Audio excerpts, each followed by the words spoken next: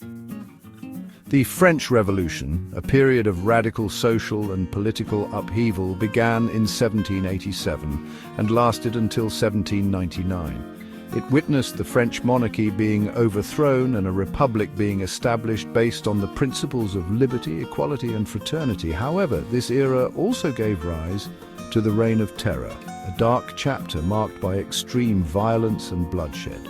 From September 1793 to July 1794, the revolutionary government, led by the Committee of Public Safety, orchestrated mass executions of those deemed enemies of the Republic.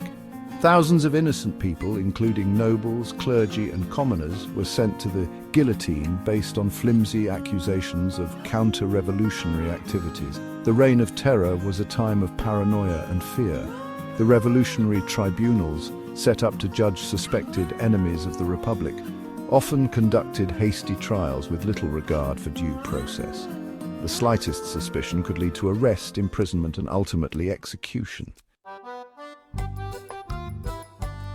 Amidst this atmosphere of violence and oppression, a group of Carmelite nuns in the town of Compiègne demonstrated extraordinary courage and unwavering faith in the face of death. The Discalced Carmelites were a religious order known for their strict adherence to the principles of poverty, chastity, and obedience. They lived a cloistered life, dedicating themselves to prayer and contemplation. The Carmelites of Compiègne, led by their prioress, Mother Teresa of St. Augustine, were no exception. They lived a quiet life, largely detached from the political turmoil that engulfed France. However, the French Revolution and its anti-clerical sentiment would soon shatter their tranquil existence. These women, despite their isolation, were acutely aware of the revolution's unfolding events. They received news from the outside world through visitors and secret correspondence. The nuns were deeply troubled by the increasing persecution of the church and the growing violence. They understood that their way of life, their very faith, was under threat. In defiance of the looming danger, the Carmelites of Compiègne made a courageous decision. They secretly renewed their vows of fidelity to God and offered their lives as a sacrifice for the peace and unity of the Church and France. On June 22, 1794, their peaceful existence was shattered. Revolutionary authorities, suspicious of their loyalty and determined to eradicate religious orders, arrested the 16 nuns. The Carmelites were accused of counter-revolutionary activities and imprisoned in Compiègne for several weeks. Despite the harsh conditions of their confinement, the nuns continued to pray and support one another. Their faith did not waver. On July 17, 1794, the nuns were transferred to Paris. They were brought before the Revolutionary Tribunal, a kangaroo court where the outcome was predetermined. The nuns were unjustly condemned to death. Charged with fanaticism and conspiracy against the Republic, they were sentenced to be guillotined. The nuns met their fate with extraordinary bravery and composure. They sang hymns as they were led to the Place du Trône Renverse, now Place de la Nation, where the guillotine awaited. One by one they were executed, their white habits stained crimson with their blood. The last to die was the prioress, Mother Teresa of St. Augustine. Witnesses reported that she courageously met her death, comforting her sisters in their final moments. The heroic martyrdom of the 16 Carmelites of Compiègne deeply moved the people of France and beyond.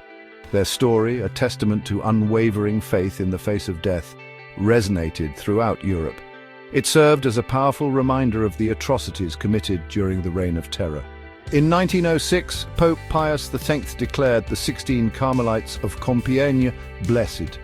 This recognition was a significant step towards sainthood in the Catholic Church.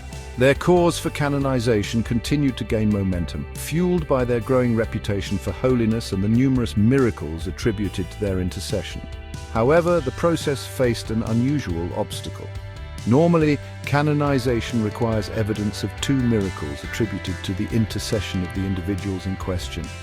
In the case of the 16 Carmelites, while there was widespread belief in their holiness and numerous miracles attributed to them, gathering evidence that met the strict requirements of the Congregation for the Causes of Saints proved difficult.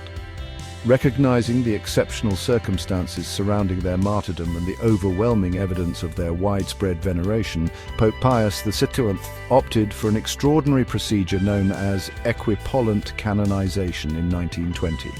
This rare process allows for the Pope to declare sainthood without going through the usual steps of beatification and canonization based on the long-standing and widespread veneration of the individuals.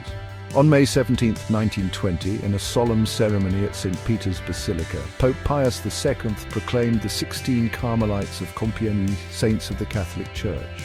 The heroic martyrdom of the 16 Carmelites of Compiègne stands as a testament to the power of faith, courage, and forgiveness, even in the darkest of times.